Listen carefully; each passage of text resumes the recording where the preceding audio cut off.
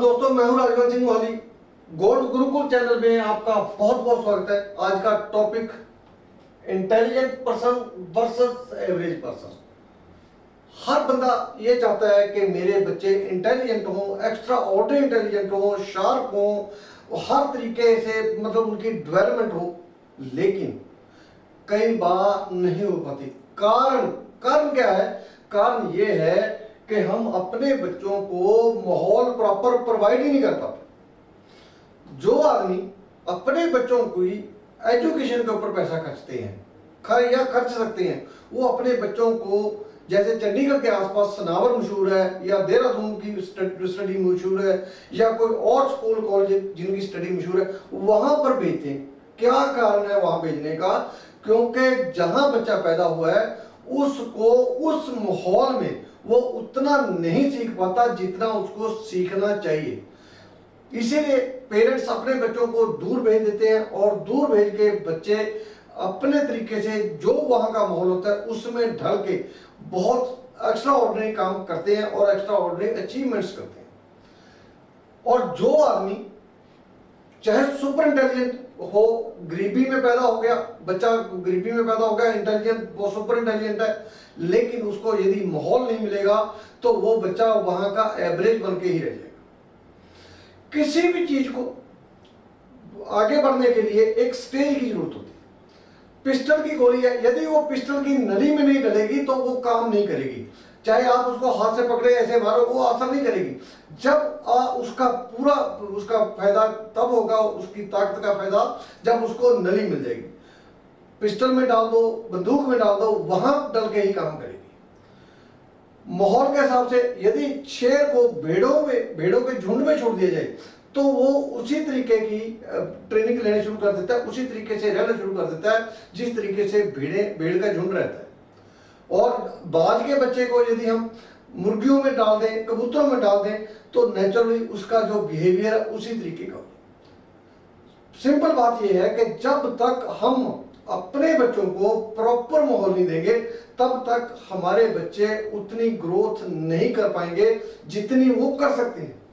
मेरा एक दोस्त है, राजस्थान में वकील है, छोटे शहर में सारी उम्र निकाल दी, 70 साल की एज है और इतना इंटेलिजेंट वकील है, पूछो ही मत।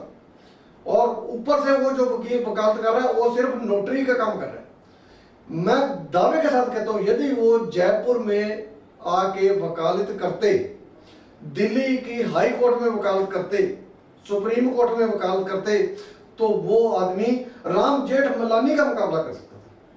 मैंने पूरे जिले में उतना इंटेलिजेंट बंदा नहीं देखा, लेकिन प्रॉब्लम यह है कि वो बंदा ऐसे माहौल में चल रहा है जहां पर उसकी ग्रोथ ही नहीं हुई, वो एवरेज ही रह गया। आज भी वो बाइक पे चलता है, मतलब वो फोर व्हीलर भी शायद नहीं ले पाया अभी तक।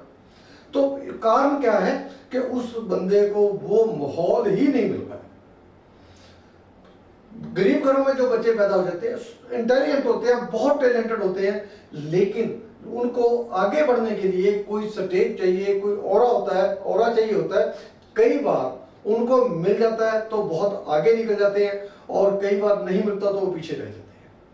अभी बिहार के बच्चे की सोनू की चल रही है, नालंदा वाला, उसके देखो तो कितना इंटेलिजेंट बच्चा है वो, लेकिन रह कहां पर रहा है?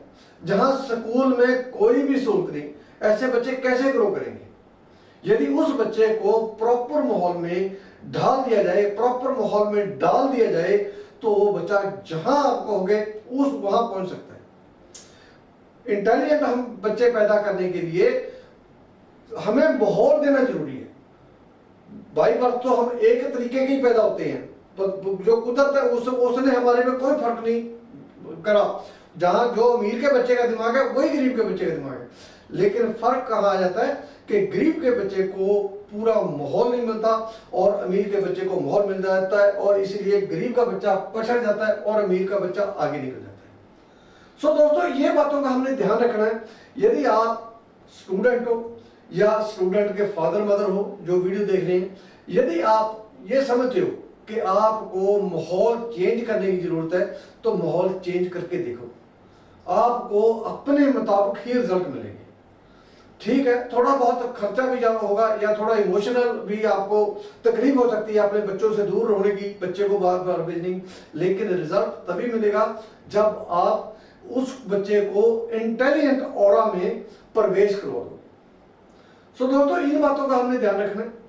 छोटी छोटी बातें हैं, यदि हम छोटी बातें ध्यान रख लेंगे तो हमारे बच्चे या हम जितना भी हम चाहेंगे उतना हम ग्रो हो पाएंगे।